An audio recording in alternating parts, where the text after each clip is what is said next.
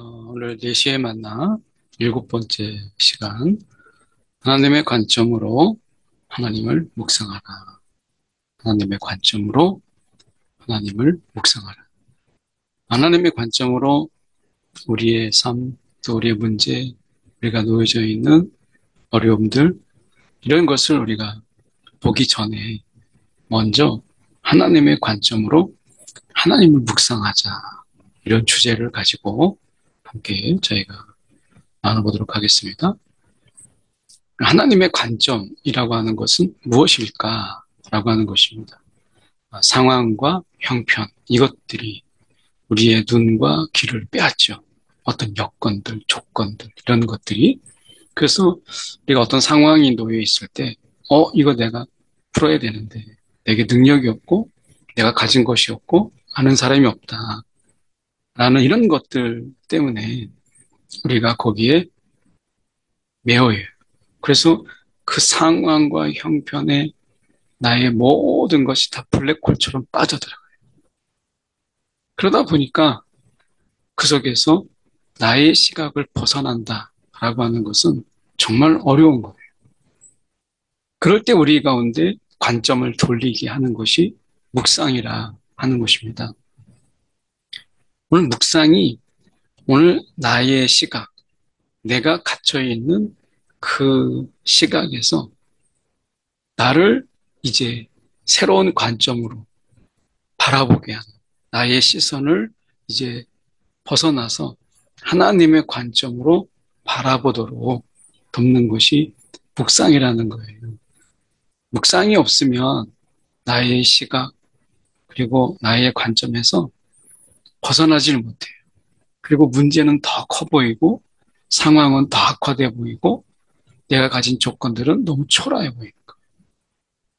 그래서 우리가 상황과 형편, 여건은 달라지지 않았지만 이제 나의 시선, 나의 시각으로 봤을 때보다 하나님의 관점으로 바라보면 훨씬 더 다르다는 것을 우리가 깨닫게 되죠.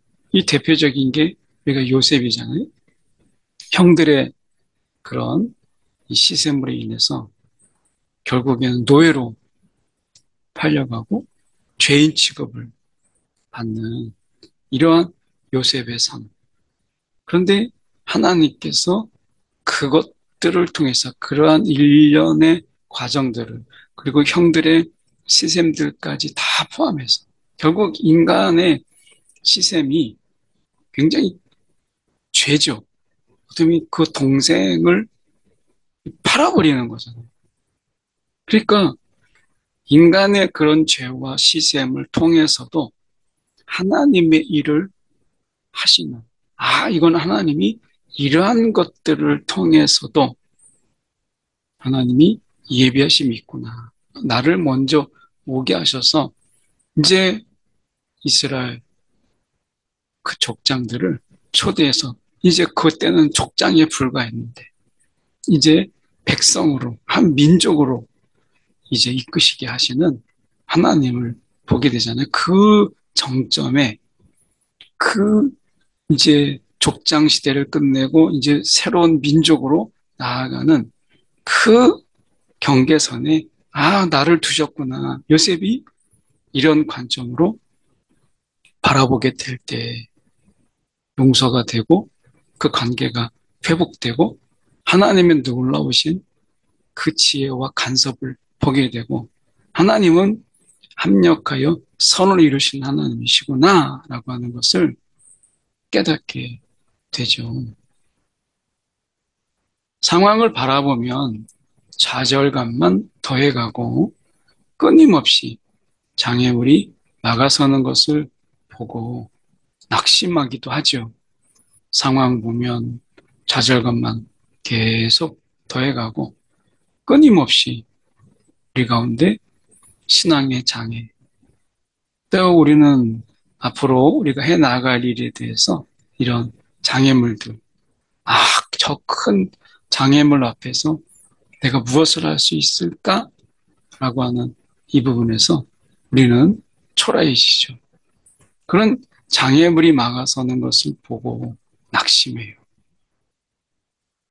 그런데 어떻게 보면 우리가 이럴 때 묵상, 주님의 시각으로 볼 수 있도록 마음을 그 짓누르는 그런 짐들과 좌절들을 주님의 시각으로 볼 수 있도록 하는 것.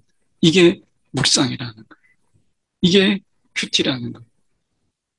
그래서 각각의 사람마다 이런 마음에 짓누르는 무거운 짐들과 좌절과 장애물들이 다르잖아요. 그러니까 하나님이 각각의 이러한 문제들을 이제 주님의 시각으로 나의 이러한 문제들, 남들이 알지 못하고 남들이 공감하기 어려운 때로는 남들에게 차마 말할 수 없는 이러한 것들을 혼자 괴로워하고 혼자 힘들어하고 있는 이런 일들 속에서 이제 내가 거기에서 벗어나서 주님의 시각으로 바라볼 수 있도록 하는 것, 이걸 돕는 것, 이것을 우리가 묵상이라 하는 것이죠. 이것을 가능하게 하는 것이 큐티예요.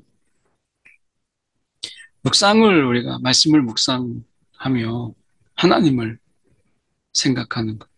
그래서 우리가 생각할 때는 말씀을 묵상하고 그리고 우리의 상황, 우리의 처지 이런 거를 내가 생각해야 되는 거 아닌가? 라고 생각하지만 그러면 말씀조차도 그 블랙홀에 빠져요. 말씀이 오히려 우리가 나의 생각, 나의 이런 문제들 속에 보다 보면 말씀을 말씀으로 보지 못하고 말씀이 그 블랙홀에 빠져요. 그래서 우리는 말씀을 묵상하면서 그 말씀의 저자이신 그 말씀을 우리 가운데 주신 그 하나님을 생각하는 그 하나님. 그래서 나의 삶에서 내려놔야 될 부분이 무엇인가? 내가 놓지 못하고 있는 게 무엇인가? 그게 문제도 우리가 끌어안고 있다면 그 문제, 염려도 내가 내려놔야 될 부분이죠. 그래서 내려놔야 할 부분을 우리가 하나님이 보게 해주시기를. 내가 이 상황, 이런 상황, 내가 이런 처지에 놓이게 됐을 때 여기까지 오게 된 그런 부분 속에서 내가 하나님의 시각으로 봐야 되는데 내가 내려놓지 못해야 될 부분이 무엇인가? 하나님을 생각하는 일에 방해되는 것들. 하나님을 생각하고 하나님을 묵상하는 일에 방해되는 것들. 마음의 조급함 또는 마음의 답답함, 이러한 분노, 나의 삶에서 내려놔야 될 부분들을 보게 해주시기를 구해라. 그러면 하나님께서 그것들을 생각나게 하시고 오히려 하나님께 전적으로 우리가 위탁할 수 있어요. 그런 것들을 내려놓음으로 인해서 하나님께 전적으로 위탁하고 그분의 주권을 인정하고 경배하는 것. 이 삶의 전적인 주권은 주님께. 지금 나의 놓여진 이 상황과 문제 속에서 하나님의 주권, 그 주권은 이 문제 가운데도 있다라고 하는 것을 우리가 인정하고 경배하는 거죠. 그래서 나의 삶에는 막 사로잡히면 하나님도 이 문제를 풀지 못할 거야. 하나님도 이 문제를 어떻게 할 수 있겠어? 라는 생각에 사로잡히게 되죠. 그래서 그때 우리가 붙잡아야 될 바로 그것이 하나님께 전적으로 위탁하고 그분의 주권을 인정하는 것. 이 문제, 이 문제는 내게 해결할 수 없는 문제. 이건 나의 문제가 아니라 이제 주님의 문제다. 주님이 전적으로 그분의 능력으로 해결해야 될 문제다라고 하는 것을 인정하고 그분께 위탁하고 그분의 주권과 능력을 경배하는 하나님을 생각하면서 우리가 하나님을 생각하지 못하게 하는 장애들을 하나씩 다 내려놓는 거죠. 명상과 묵상은 달라요. 이 묵상은 명상과 분명히 다릅니다. 이것을 우리가 좀 이해할 필요가 있는데요. 제임스 패커는 이 기독교적인 묵상은 명상과 달라서 거룩한 생각으로 충만한 상태를 말한다. 그리고 보통 명상은 뭐예요? 그냥 내 생각에 있는 욕심, 이런 탐욕들을 내가 다 내려놓는, 어떻게 보면 자신을 비우는 과정을 우리가 명상이라고 한다면, 묵상은 오히려 거룩한 생각으로 충만한 상태가 묵상이다. 그래서 하나님의 일하심을, 그분의 인도하심을, 그리고 그분의 목적, 나를 부르신 이유, 그리고 그분의 약속들을 깊이 생각하고 되새겨보는 것, 이것을 묵상이라고 해요. 그래서 우리가 이 묵상할 때 우리의 생각 속에서 마치 명상처럼, 우리가 다른 종교의 명상처럼 그냥 내 마음을 고요하게 하고 내 마음속에 요란하게 있는 것들을 다 잠잠케 하고 내 마음을 그냥 비우는 것, 이것을 우리가 묵상이라고 오해해요. 근데 기독교적인 묵상은 그게 아니죠. 하나님을 생각하는 것. 그리고 그 거룩한 생각으로 하나님이 어떻게 일하시는지, 하나님이 어떻게 인도하실지, 그리고 하나님이 이 일을 통해서 어떤 목적을 이루려 하시는지, 하나님이 우연이 없다면 하나님이 이 일을 통해서 해나가실 하나님의 일은 어떻게 된 것인지, 그리고 그분의 약속, 이것들을 깊이 우리가 생각하고 되새겨보는 이런 거죠. 그래서 이것을 위해서는 성령의 도우심이 절대적으로 필요합니다. 성령의 도우심. 이 성령의 도우심으로 인해서 우리가 하나님 앞에 굳건하게 서는 거예요. 이 성령의 도우심 속에서 이 생각이 방해받지 않고 이 생각들이 하나님께로 깊이 들어가는 거예요. 그래서 성령의 도우심이 우리 가운데 요구되는 거예요. 그래서 하나님이 하시는 일, 하나님이 인도하신 그분의 목적, 그분의 행하심을 우리가 기억나게 하고 성령이 깨닫게 하세요. 그래서 기독교 묵상을 마치 명상처럼 하지 마라. 명상은 다르다.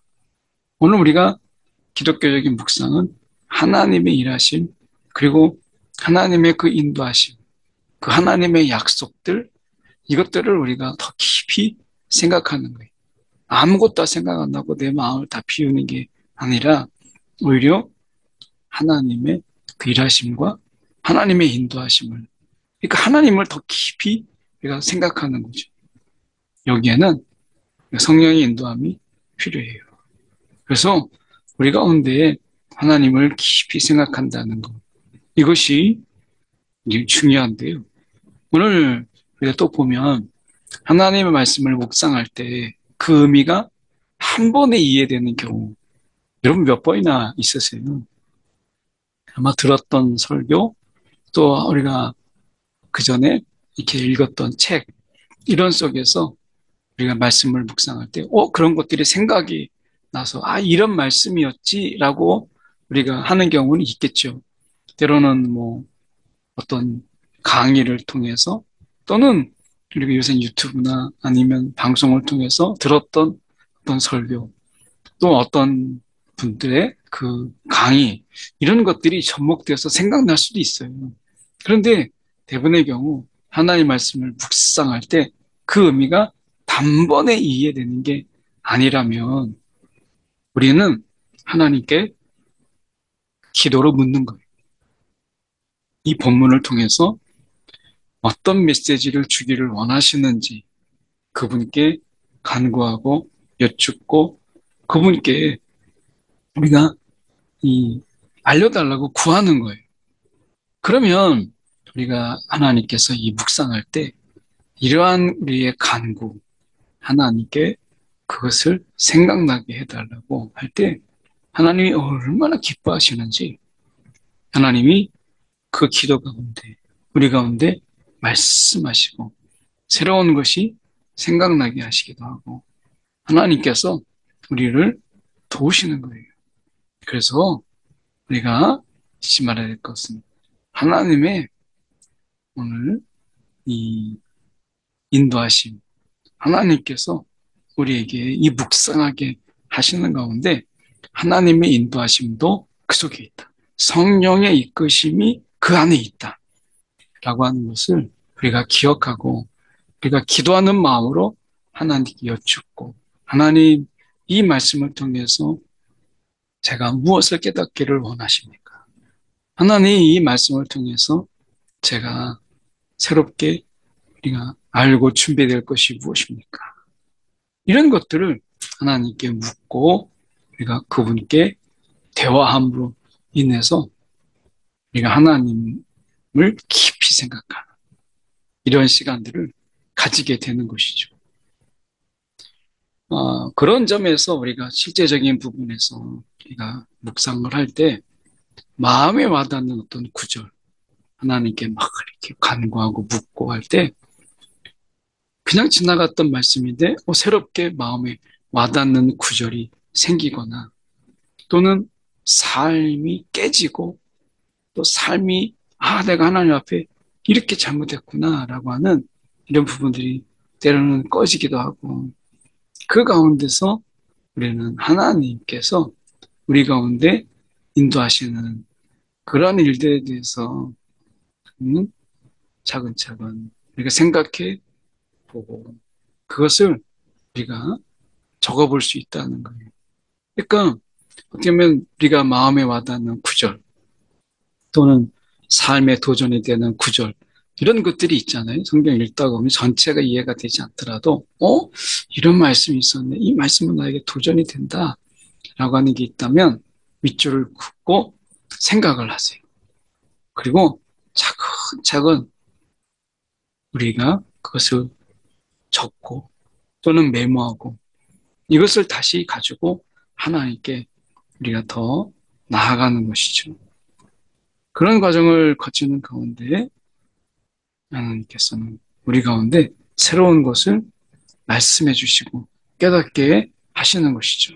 달라스 윌라드라는 분이 이렇게 이야기했어요. 보다 현장감 있게 말씀 속에서 벌어지는 사건들을 경험하고자 한다면 보다 현장감 있게 말씀 속에서 이 벌어지는 사건들 우리가 경험하고 싶잖아요. 그러면 달라스 윌라드는 이렇게 이야기했어요. 상상력을 사용해라.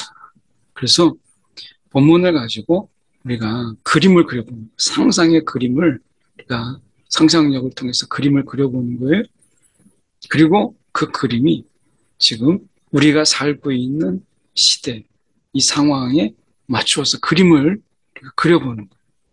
그리고 그 속에서 주님의 오심, 그리고 우리의 간구, 이런 것들을 하나님께 묻고, 그리고 하나님이 알려주신 것에 대해서 또한 생각해보고, 또 더 넘어서 우리의 상상력으로 더 큰 그림을 그려보는 거죠. 이것은 하나님께서 우리 가운데 주신 그러한 은혜예요. 상상력이라고 하는 것. 이것을 가지고 우리가 하나님께 더 가까이 나아가는 거죠. 상상력을 사용해라. 하나님은 말씀을 통해 우리의 삶의 이런 목적을 성취하세요. 하나님의 목적을. 그러니까 하나님은 말씀을 통해서 우리의 삶에 하나님의 목적을 성취하시는 그런 분이세요. 이것을 기뻐하세요. 그러니까 시작이 어디예요? 말씀을 통해. 그러니까 말씀을 우리가 읽고 묵상하고 하는 이게 말씀을 통해 하나님께서 우리의 삶 속에 하나님의 목적을 이루시는데요. 그러니까 중요한 것은 하나님의 말씀을 잘 이해하는 것이 중요하죠. 그런데 그러기 위해서는 우리가 하나님 말씀 쓱 한번 읽고 이해가 되는 게 아니기 때문에 성령 하나님께 하나님 말씀을 잘 이해될 수 있도록 우리의 눈을 열어서 우리가 그것을 보게 하시고 하나님 말씀을 통해서 우리의 삶을 인도함 받는 그런 우리의 삶의 자리에 있으라고 우리가 구하고 바라보는 것 굉장히 중요하죠. 하나님께서는 이런 말씀들을 통해서 우리의 눈을 열어요. 이제 하나님을 생각하고 하나님을 묵상했던 우리의 시선에 이제 하나님께서 우리의 시선을 열어서 이제 말씀을 통해서 우리가 놓여져 있는 상황에 대해서 기억나게 하시는 그런 분이시다. 라고 하는 것입니다. 그래서 하나님께서는 우리가 이 눈을 들어 하나님의 말씀을 집중할 때에 하나님께서는 우리의 삶, 우리의 이 삶을 통해서 우리가 살아갈 수 있도록 우리를 무장시켜 주시는 분이시다. 라고 하는 것입니다. 이게 이 중간에 말씀을 통해 이거죠. 말씀을 이해하게 하고 말씀을 우리가 이해하는 가운데 눈을 열어서 말씀을 통해서 인도하신 하나님을 바라볼 수 있도록 그렇게 하나님의 역사가 그 속에 있는 거예요. 하나님은 묵상 중에 함께 하세요. 따라서 모든 사람에게 주시는 그런 일반적인 이야기들 있죠. 근데 일반적인 그 이야기를 우리 가운데 말씀하지 아니하시고 하나님께서는 바로 나에게 그 개인적으로 말씀하시기를 기뻐하세요. 오늘 개인적으로 여전히 우리 가운데 말씀하시는 그 하나님을 개인적으로 만난다. 얼마나 설레요. 개인적으로 하나님을 만나는 이러한 그런 자리. 기대가 되고 설레가 되잖아요. 설렘이 되잖아요. 오늘 큐티가 주는 유익이다. 라고 하는 것을 우리가 기억하면서 해석에 어려움이 있지만 하나님께 묻고 또 간구하는 가운데 하나님께서 내게 말씀하시는 것이 무엇인지 하나님이 나에게 깨닫게 하시려고 하는 것이 무엇인지를 하나님을 우리가 묵상함으로써 그것을 알게 하는 하나님을 만나는 그리고 우리 가운데 여전히 개인적으로 그 말씀의 뜻을 어떤 우리 가운데 깨닫게 하시는 하나님을 바라보는 저와 여러분이 되기 원합니다. 기도하겠습니다. 사랑이 많으신 하나님 아버지, 오늘도 하나님의 말씀을 통해서 하나님을 묵상하는 우리의 큐티가 되게 하여 주옵소서. 문제와 어려움 속에 우리가 빠져서 헤어나오지 못하는 큐티가 아니라 오늘 하나님의 관점으로 하나님을 바라보고 그것으로 인해서 우리가 힘을 얻고 위로받고 하나님의 역사를 또 하나님의 일하심을 더욱 기대하게 되는 그런 묵상자들이 되게 하여 주옵소서. 살아계신 예수 그리스도를 받들어 기도드리옵나이다. 아멘.